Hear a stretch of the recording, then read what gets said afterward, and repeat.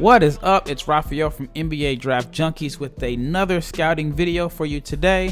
And today, I want to talk about one of the more interesting international prospects who should be in the 2022 NBA Draft after flirting with the draft in the summer of 2021. Gabriele Procida, forgive me if I'm pronouncing it wrong, is a 19-year-old 6'7", 215-pound wing who is one of the top, if not the top, NBA prospect in his home country of Italy. Procida is an uber confident shooter that is not afraid to let it fly from behind the line. In his first season as a rotation player in Italy's top division, he attempted nearly 3 attempts per game from deep in only 15 minutes. And the results were positive as he connected on 38.8% of his three-point attempts. Now, when you include a small sample size of only 6 attempts during the 2019 and 2020 season, he has shot 39.5% from behind the line in 35 career games. While his outside shooting is a skill set that he'll likely hang his hat on in the NBA, he is more than just a shooter. Now, I may be going out on the limb here, but I'm willing to bet there are not 10 international wing prospects that are in Procida's class as an athlete. Not only is he a high-level bouncy finisher, but it translates to games.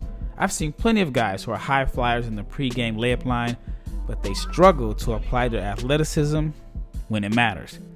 But this is not the case for Procida, as he is known for making highlight reel plays when the lights are on and there are butts in the seats.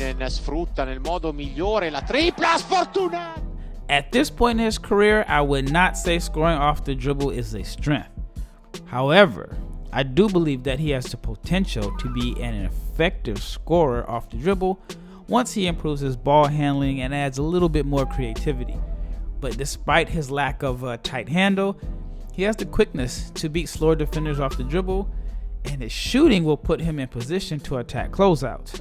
Procida also shows flashes that he could develop into a really solid pull-up shooter off the bounce, which he already has done that. He shot a respectable 36.1% on pull-up jumpers this season on 36 attempts.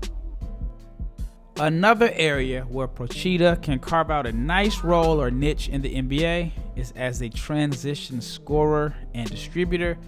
We see he has all the tools to excel in the open floor and collect easy buckets, running the floor and filling the lanes, but I also think that he's capable of initiating the break and making plays for teammates so they can get easy buckets in transition. When I first watched this film, the skill set that stood out to me the most was how hard he plays and how his motor is always running. His effort plays really pop out when you take a deep dive into what he brings to the table. I'm one of these people that believes playing hard is a skill set, and it is one of the ways I think that he can add value to a team. And on the offensive glass, that's where his energy is most obvious, where he's a really good offensive rebounder for a wing. Almost every game, he makes an extra effort hustle or energy play that results in an extra possession for his team. He also plays hard and moves well off the ball to get open. Take a look at how active he is and how hard he worked to get the ball on this possession. Procida is not known for his playmaking and passing instincts, but he occasionally shows flashes in court vision that give you hope that he can one day develop into a serviceable pick and roll ball handler.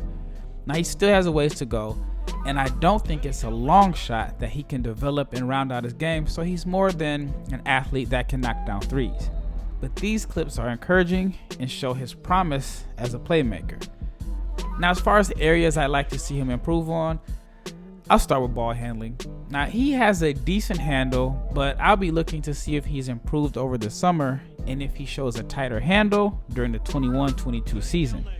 He has a tendency to play out of control and can be a little loosey-goosey with the ball. I also want to see if he'll improve as a finisher around the rim. He's not the most efficient finisher, and I believe this is directly related to his lack of strength and also playing out of control. To me, those are the main reasons why he misses bunnies around the basket. Added strength and a better pace to his game should help increase his percentage and help him become a better finisher. Lastly, I'd like to see him become a better decision maker.